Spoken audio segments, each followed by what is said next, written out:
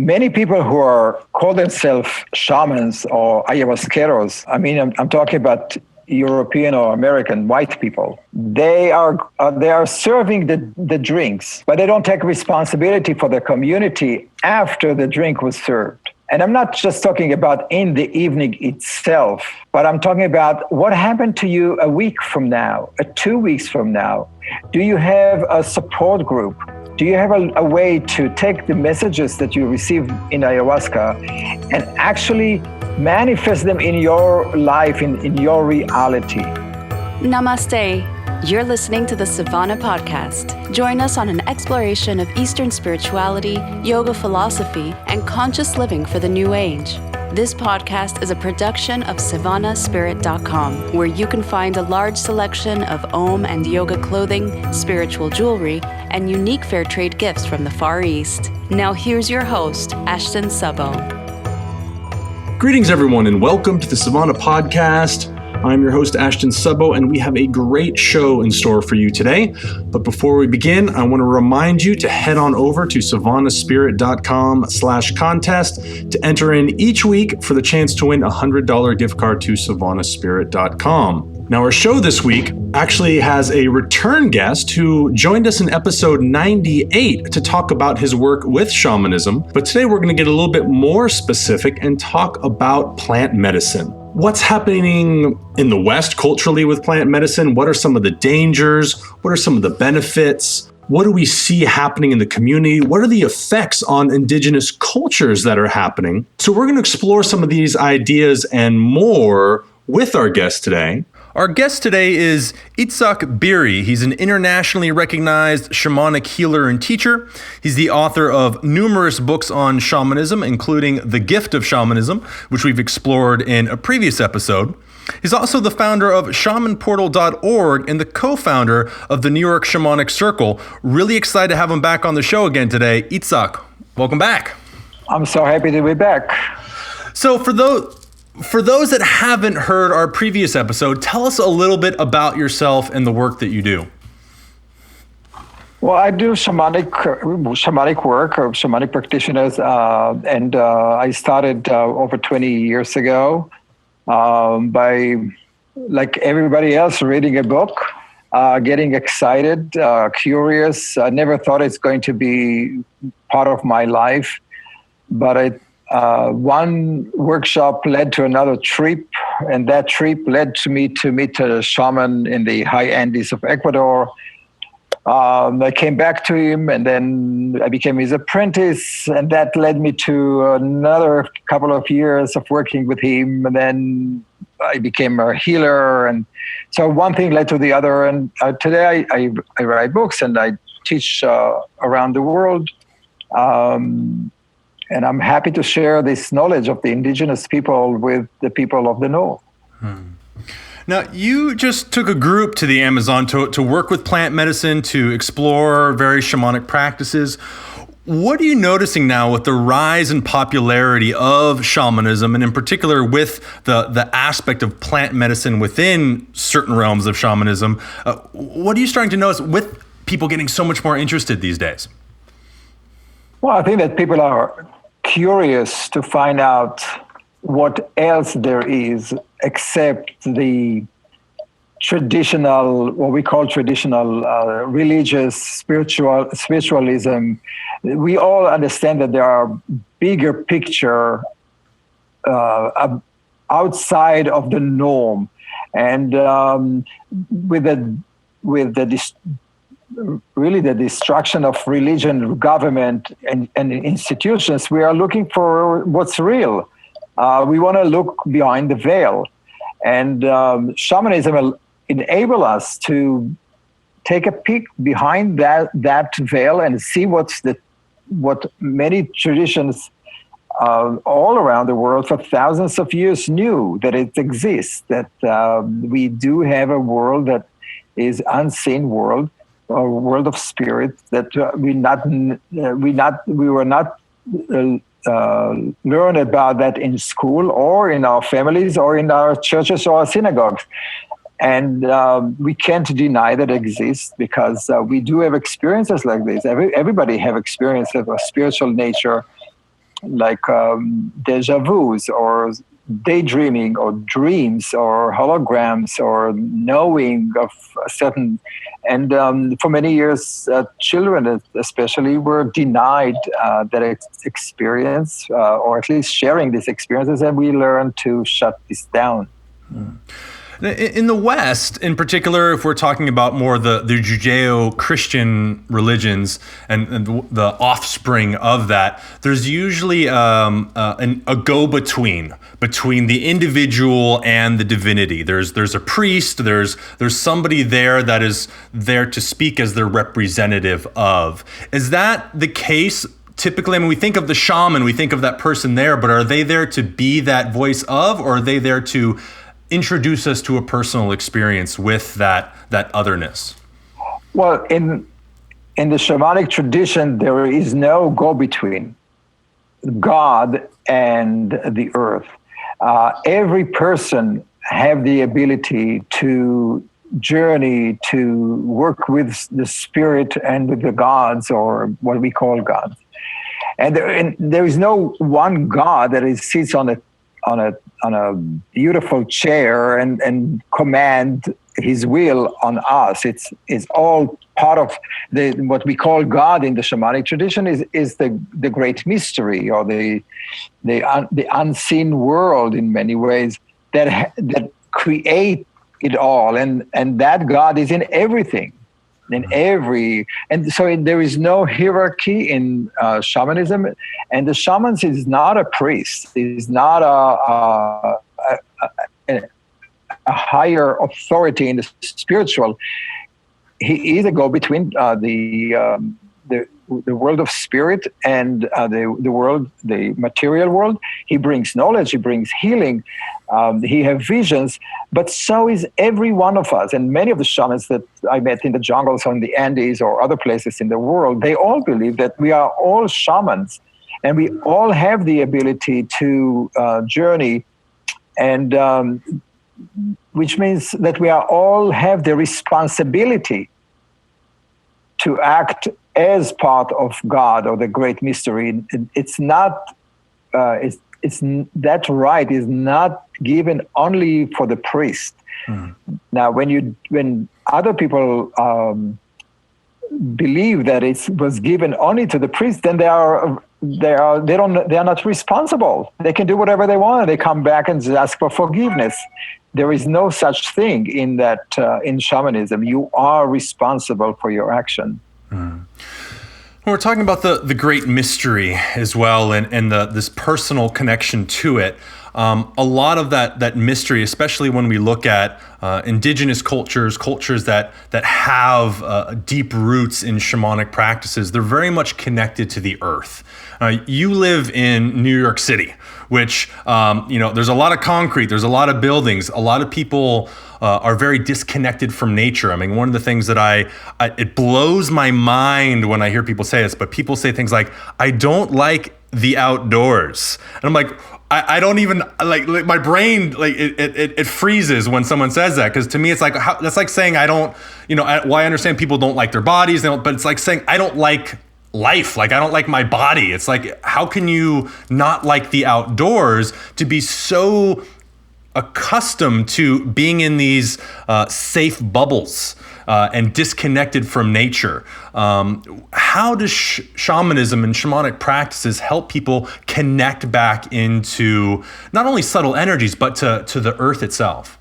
Well, first of all, I was born in a kibbutz, in a community, a farmer community in Israel. So I was born on a mountain, and I was surrounded with nature throughout my life. So for me, nature is an intimate experience, and a lot of people who are starting the shamanic journeys, for them, in many ways, it's reconnecting to their childhood experiences. Even if they live in New York City, a lot of people who do have or had experiences with nature. So we, in many ways, we unlearning to shut down those memories. And like Alberto Tasso, a shaman from Ecuador, was saying that I asked him about what can we do.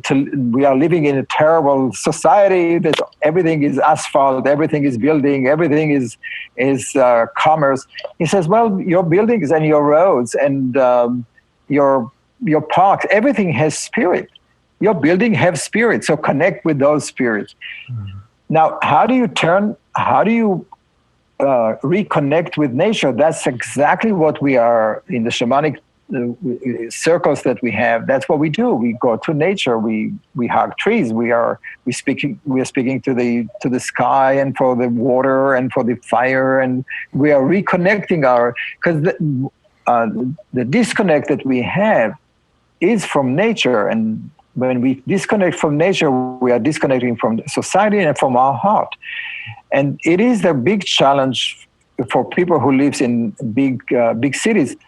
And one of the things that we are saying that people, when they grow in the city and they are separated from the experience of animals and trees and the weather, they grow with fear in their heart from this experience. And I feel sorry for them, because that's part of being human, is to be part of the universe, part of the environment. We are not separate. We are all in it together, and we are equal with all the relations, what we call the animals, the trees, the rocks, the water that's all around us. Oh, we're going to talk about plant medicine today as part of it, but before we even get in there, I want to, and you can talk to this too, perhaps, but I think a lot of people tend to equate shamanism with plant medicine, but I think it's safe to say that only a fraction of shamanic practices worldwide incorporate these entheogens, these visionary medicines. A lot of them don't do that. They induce these altered states through drumming or dancing or chanting or fasting, all these other kinds of things. So before we dive into the topic of the medicine itself, perhaps we could just kind of touch on that a little bit more to recognize that they're not always connected, where plant medicine doesn't mean, or shamanism doesn't mean you're going to go off to the jungle somewhere and be drinking some crazy drink and seeing visions. There's all kinds of other elements to it. And as you said, the importance of connecting with nature is so central to that. Well, yes. So every culture find ways for their population to connect with spirit, and you can do that in many different ways: through rattling, through drumming, through dance, through sounds, through chanting, in many different ways, or through concentration, or like in other cultures like Buddhism they do. So the plant medicine is really connected to a specific cultures. The ayahuasca is connected to where it grows, to the Amazon. San Pedro would be connected to, and for the mountains, for other places. And there are mushrooms that grows in different places. So in many cultures, the usage of plant medicine is not to be confused with shamanism. It is or it's a tool to use when you are working in shamanism, but it's not to come to replace it or to say that this is the only way.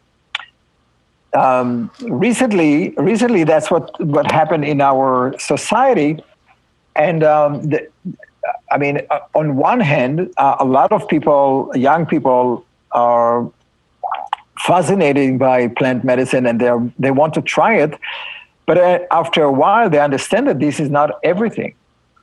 And they are going deeper and trying to figure out more about the cosmos and the spirit work, and how the world work, and how they can be working with the spirit, not just experiencing the plant medicine.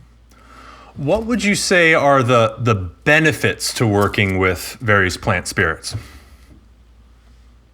Well, my teacher, which he is a Quichua from the Andes of Ecuador, believe that you don't really need to work with plants medicine because everything is already there. And what he prescribed is for you to concentrate, to work with your intention, to work with spirit through the connection to the mountains, through the springs, to power animals, or through other entities. And I have to attest to his power because he's a very powerful shaman. And he and other yachaks or shamans of the Andes, they do once a year, they do ceremony with San Pedro. And it is to reconnect them to the plants world. They don't use that in their everyday practice. So there are shamans in the Amazon, which is their main tool, but they are healers. They are shamans. They're not just those people who serve the drinks or know how to prepare the drinks.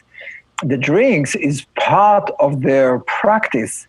So when people come to them, they know how to do la limpia or cleansing healing ceremony with the ayahuasca.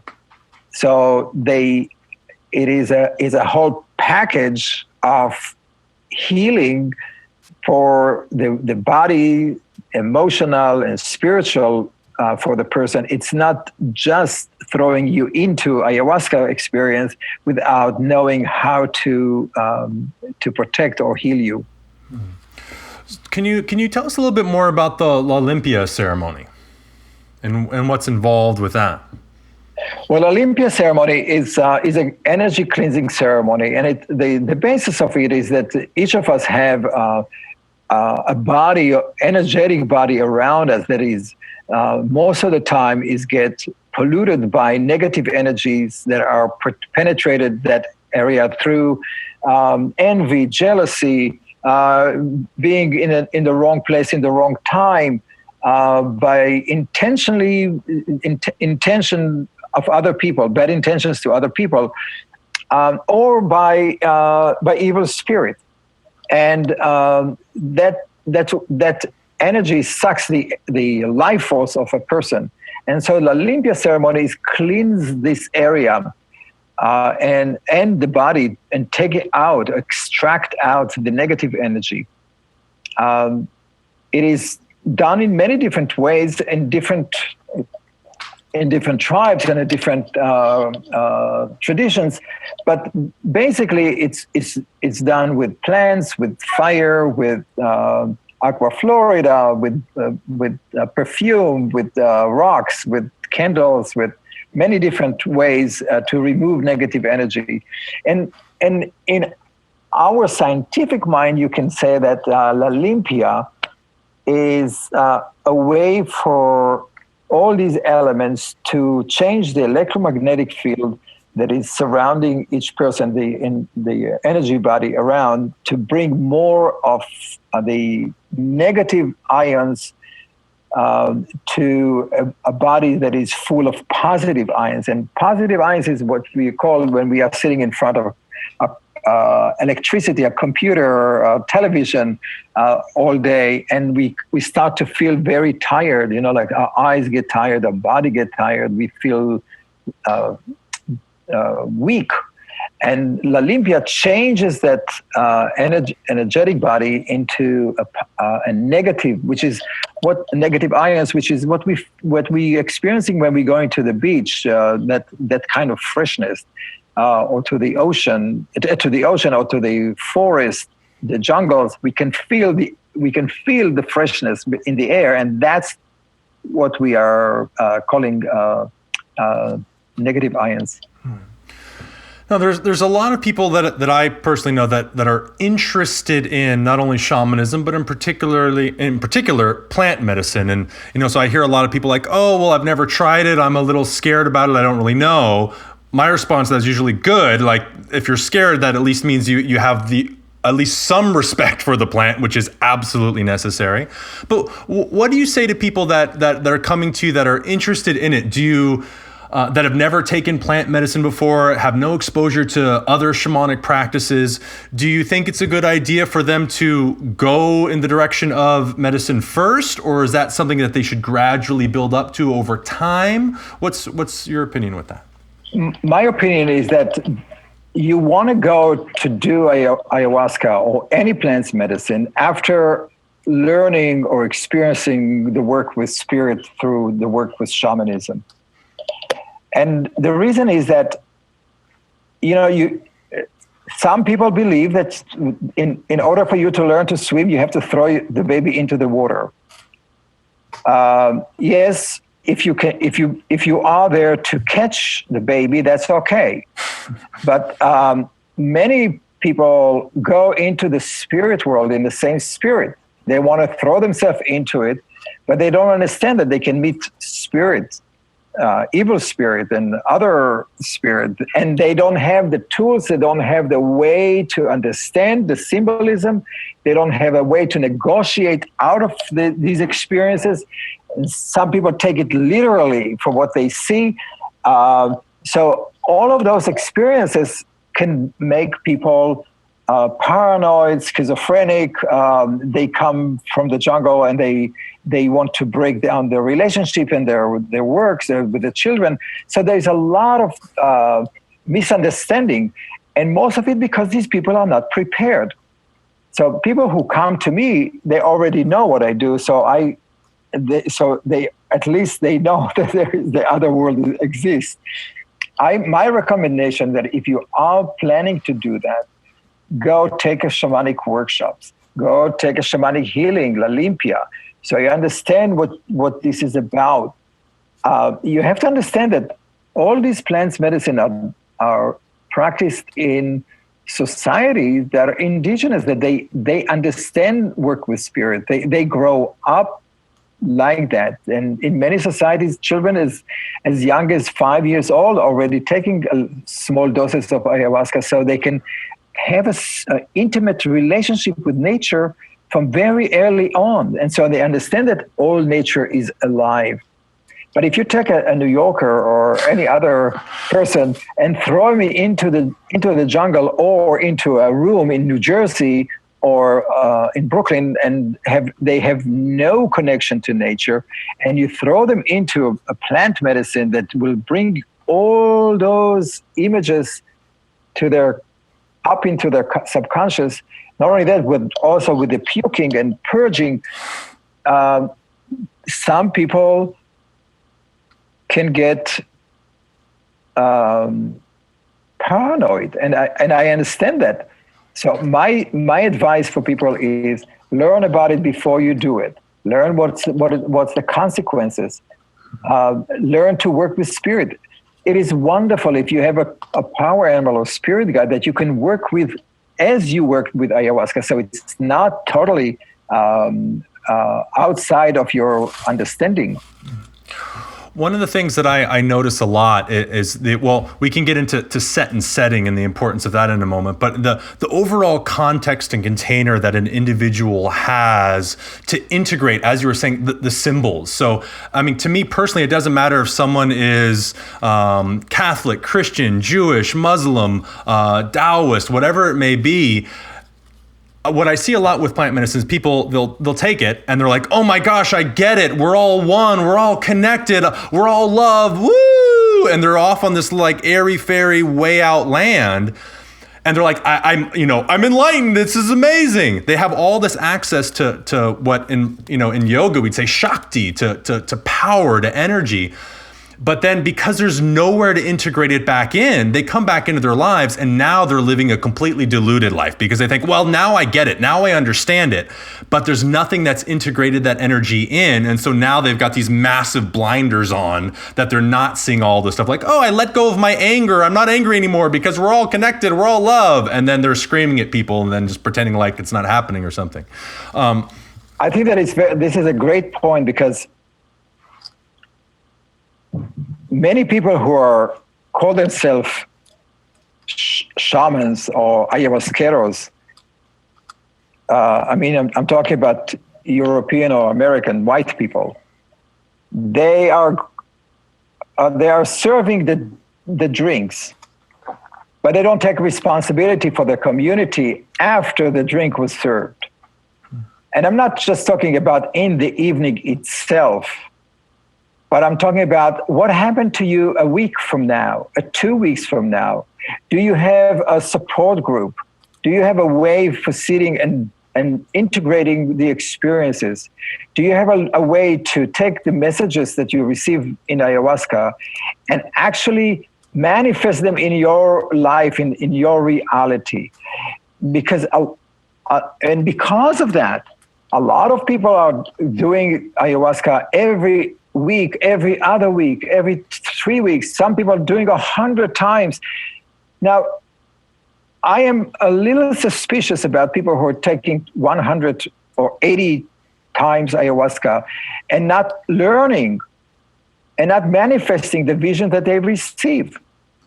The point of ayahuasca is to teach you, but it's not to teach you just to be enlightened. That's not the purpose of it. The purpose is to change your life, to manifest what the teaching in your community and in your life.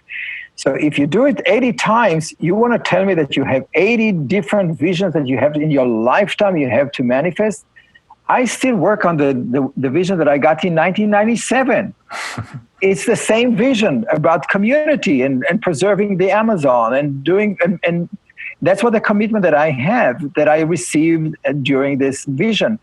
And it takes a lifetime to do that. So I don't need to take it every other week. And I think that what happened with that is that the people who serve the ayahuasca in groups in the United States and in Europe, and they serve for 80 people, for 100 people, a community of 30 people. First of all, how can they manage a group like that and work with each person's visions as the ayahuasca ceremony happens? It is impossible. And last month I was working with a shaman, ayahuasquero, who is 94-year-old from Sarayaco, from the jungle of Ecuador. For him, a group of 8 people is a lot. We work with people, not myself, but I know of people who are worked with 80 people, 60 people, with orchestras. So there is no way that they can actually do healing work as the ayahuasca works on you. Do you think that people are doing those groups? I mean, is it a charging thing and they're just trying to get more money in, or is it just because they're enthusiasm, they want to spread it to as many people as possible and they just don't? I mean, maybe that's a completely individual thing, but with your experience when you're seeing this, I'm just curious as to, because I would see the same thing. Like, the idea of doing it with such a large group seems absolutely insane to me. Just in the sensitivity factor of how attuned everyone is in a group that is drinking medicine together, to have that many people, to me, would just be like mind-boggling. I wouldn't even understand where someone could start to have their own experience. Well, I think that it comes from one word: greed. And it's the best export the West brought to South America, you know. We are spiritually greedy, and they are materialistically greedy. And so instead, we are serving each other's need. The people in the North feel bankrupt emotionally and spiritually. So they are looking for something to fill up the void. Their soul is empty. It looks for something. So that ayahuasca or other spirit or plant medicine can do it quickly. You don't have to work very hard. All you have to do is drink something, or, you know, put a little frog on your arm, and then all of a sudden you see vision and you become spiritually awakened. You don't want to do the work. So that's the spiritual greediness. And for for the shamans, many of the people in the Amazon are awakened by the possibility of making lots of money. And you have to understand, I was in places like the Shuar and the Sarayaco and in other Quechua places in the jungle where people make maybe $100 a year, if at all. And a shaman that knows how to cook ayahuasca go to Holland, they go to England, they go to Europe and to the United States with a few bottles of shampoo, and he brings it over there and he comes back with $40,000. So what a $40,000 does in the jungle, what it does, it breaks down the community, because all of a sudden you have a rich shaman. And a rich shaman that does not share the resources, the money that he gets, to a community that's built on sharing. And that it breaks down the fabric of the society. So I truly believe that every person that drinks ayahuasca in the United States and Europe and outside of where it grows and pays enormous amount of money, every cup that you drink, you have to know that you are breaking the social fabric of the people that kept this tradition for thousands of years. You, with your greediness, are allowing to break down the community, the family life, and the tradition that we supposedly so honoring. So I think that this is a message that we really need to bring to all the European and American people who are going to Peru and bring it in this tradition here, and they do these incredible big parties, and also for the people from the shamans from the Amazon. And I have to tell you a story that when I was in Brazil, and we did a ceremony with a Peixoto shaman, on the Rio Negro. As we finished the ceremony the next day, another shaman from the chief of the Tucano tribe came over, and he said that we need to make a special ceremony. And says, who is we? And he says, no, the elders, all the tribe elders in the area, they are all decided to come together because the spirit of ayahuasca is very angry. And I thought that he was angry because of the ceremony we did last night. But he said, no.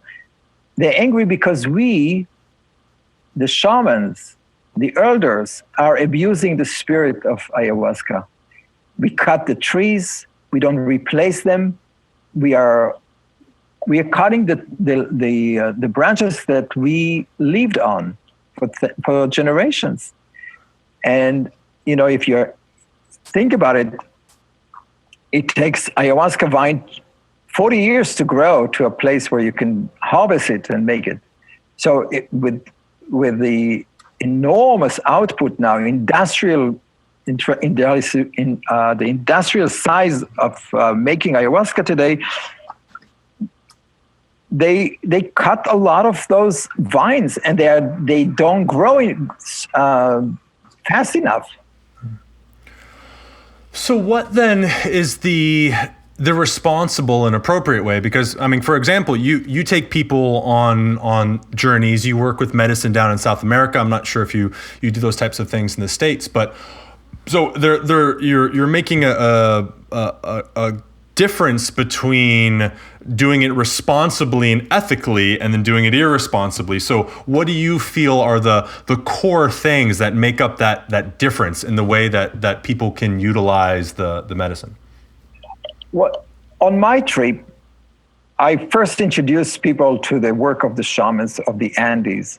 So they meet the shamans, they work with them, they're going through a cleansing ceremony, the La Limpia. They go through sound healing. They go through pipe ceremonies. They go through all kind of different experiences. They meet with the spirit of the waterfalls, the spirit of the lakes, the spirit of the mountains. So they already are engulfed in that experience. So when they come to the Amazon, they have a whole different appreciations. They all have a whole way, a different or intimate way to integrate with the ayahuasca. In the last trip, we worked with the shamans. We prepare ourselves the ayahuasca. So we learn how to cut it, how to break it, what's the ingredients, how much. So it becomes a personal experience. So when they go through the experience, it talks to them in a different language. It doesn't come from a bottle. It doesn't come from some faraway place that have no connection. It comes from the trees right next to them. So when they open their eyes through the ayahuasca, they see it. They see the vision. They receive the vision of the place, which is bring me to the idea of, if you want to do plant medicine, and wherever you are, use the plants medicine that grows in your neighborhood, in your geographical area. Because in every culture, there are some plants that are used by native, by the indigenous people in the same area that have these qualities. So when you are in the Amazon, of course, use those. But when you are in the mountain, use San Pedro. When you are here, use mushrooms or use other plants. It keeps you connected to the energy, the spirit of the place, the spirit of nature that you are part of and connected with. It brings up a question too, in terms of doing things that are local, as it were, and the sense of, like, in the United States, for example, where most of these medicines, most of these entheogens are illegal. Why is it that you think that these are illegal? Is it for the safety of our children, or, which is usually what we'll hear a politician say? But what do you think is the real reason behind these medicines being banned from people being able to take in the United States? Well, you have to understand that for many, many years, people were disconnected from the power of plants, from power of the spirit of plants, and those plants have power. And later on, of course, I mean, there is a systematic disconnection between us and nature, or separation between us and nature, as religion grew and spread around. The shamanic practitioner returned us into the work of nature. So why it's banned? Because people are afraid of that. They don't know it. So whatever you don't know, you're afraid of. You can see now that with the marijuana now, it's become mainstream almost now. And because people are experimenting with it, they understand the value of it. So it becomes more and more and more. And with that, probably other plants will come available too. I think that the more we bring it to mainstream, people would not be so afraid of it. And of course, you have the other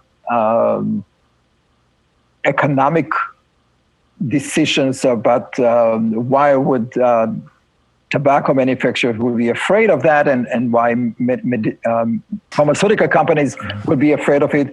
I mean, there are so many benefits for marijuana's oils and for treating cancer and all of that, of course. I mean, we know that. So what I'm hearing too is that this excitement about how things are getting more accepted. My next question goes back to our previous question. As people get more familiar with this stuff, as people like yourself, I mean, encouraging through books and your teachings for people to get connected to this, how do we avoid then the over commercialization or the over production of the medicine side of things. So I think that definitely pushes a lot of the interest, but then how do we get so that people aren't going down and farming the Amazon for any ayahuasca they can find, or doing things that would then actually be counter towards what shamanism is actually trying to promote? Well, I think that it's all come down to consciousness. Many people in the United States heard about ayahuasca. They go to Peru. They have this incredible experience. They want to do that too. Maybe they feel that this is their calling. Maybe they didn't know what to do with their life before, and then they found out something. And they go down there and they buy pieces of land. They create a little bit of centers. They push away the native people, and there are many places like that. They create retreats like that. They hire now the shamans that normally would just do it for 2 or 3 people, and all of a sudden they are employees of these retreats. And in what way?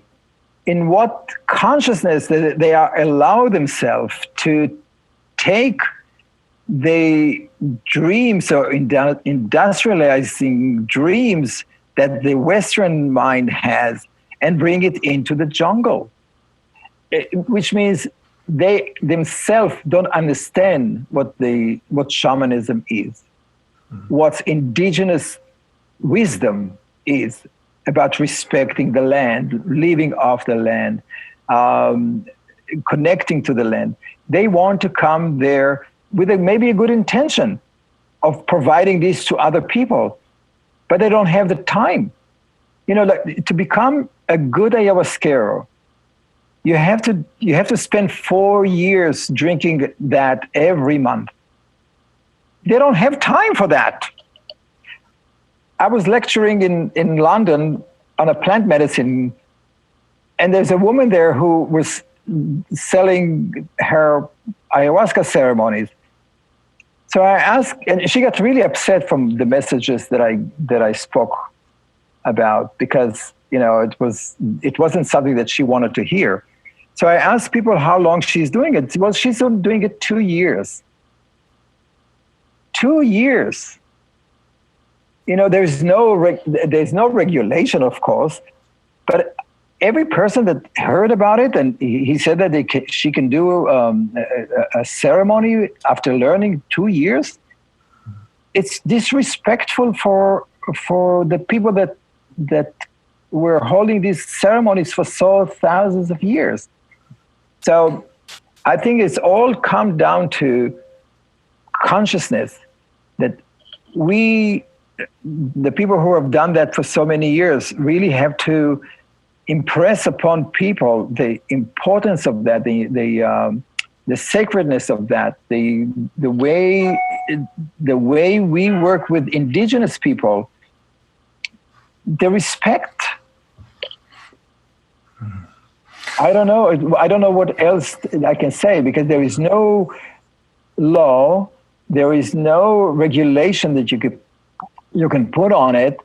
But people who do that, they have to come from being respectful. And sometimes I understand the enthusiasm that people experience, because it is exciting. I'm not saying no, but it also could be incredibly dangerous. So where do we go from here? Like, what's the next step, as not only as Westerners, but as a world, as a planet, as we're getting, like, now with the internet and things like that, we have access to all kinds of things. I mean, you were talking about shamans in the Amazon earlier. It's like, well, they've got web pages and stuff now. So it's like, what's the direction that you would like to see all of this go with everyone? Well, if we are talking about the Inca prophecy or the Quechua prophecy of the new Pachacudi of the condor and the eagle flying in the same sky, it talks about a cooperation between the southern teachings of the heart of sustainable living, working with the environment, and the eagle, which symbolized the industrialization, the logical mind. And like, I think that we are now in a period where each of these tradition is trying to find a way to interact, to learn from each other, and to become one. There's a beautiful metaphor for that in Manaus, on the Rio Negro. Over there are two rivers, the Rio Negro and another river of the tributary of the Amazon. One of them is black, full of sediment and warm water. The other one is cold and red because of the red sediment that comes from another place. And when they meet together, it takes them miles and miles and miles until they all become one. And because one is, the two temperatures have to equalize. The speed in which the water comes down need to be equalized. The plants that they each brings together needs to start flowing together. And I think that we are now in that period of two rivers flowing side by side, waiting or making the effort to merge. And I would like very much to see what's going to happen maybe in 50 years or maybe 100 years, where the mind and the heart could merge together, where the cultures that keeps the secrets of sustainability and working with nature, and the culture that develop the mind can work together, and it will maybe create a whole different culture. So I am optimistic in that way, that we are on the right way. And there are always going to be people who is going to veer to one way or the other, and so it's a very challenging time. But I think the river is definitely going into the ocean.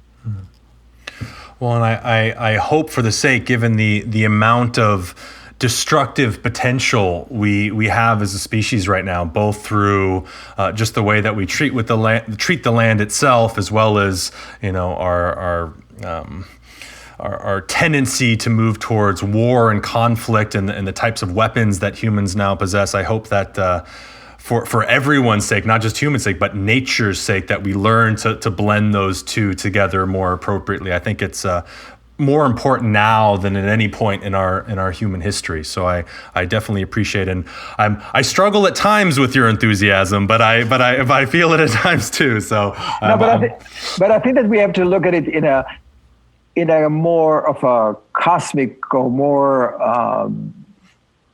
from above, like the condor flying over and seeing the direction of the rivers.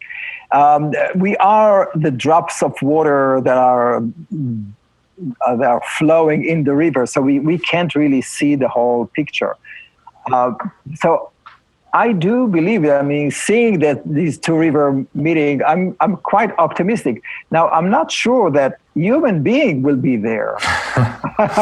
That's the key, right? Earth is going to be fine with or without us. It's probably going to be better without us, but absolutely, that might be the key. Which is what the shamans in the Amazon and the Andes are always saying. We don't have to save the earth. The earth will be fine. Yeah. But for the sake of human being, for humankind, we have to make sure that our children, our grandchildren, and I have grandchildren, and I know I am very worried about where they're going to be, of course. Mm-hmm. So Itzhak, where can we find out more about you and the work that you do? On my website, itzhakbeery.com. You're welcome to come and come there, look around, and send me an email or join me wherever I am teaching. Awesome. Or read my books. Awesome. Well, Itzhak, thank you so much again for coming on the show today, for sharing your passion and your insights into this realm of shamanism and plant medicine. I appreciate you coming back on the show again today and chatting with us. Thank you so much. I appreciate that too.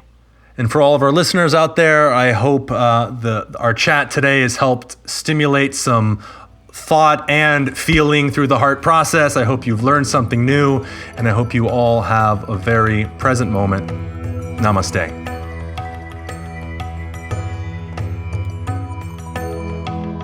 Hey everybody, it's Ashton here with an announcement. We're starting a weekly contest giveaway over at Savannah Spirit. If you'd like to enter into the contest to win one of our weekly prizes, go to savannahspirit.com/contest. If you enjoyed listening to the podcast today, we'd really appreciate it if you went over to iTunes, left us a review, leave us some comments, and share this podcast with anyone who you think might enjoy it. Also want to invite you to go check out Savannah East, which is the name of our blog and also the name of a Facebook group where I interact with guests and our audience. We'll post recent episodes up there as well as interesting articles relating to our guests and or the topics on the shows. And again, thank you so much for listening. Namaste. You've been listening to the Savannah Podcast. To find out more about Savannah, go to savannahspirit.com or follow Savannah on Facebook at facebook.com/Savannah Spirit. For daily inspiration, check out our blog at savannaheast.com. Be sure to join us next week for a new episode, and thank you for listening to the Savannah Podcast.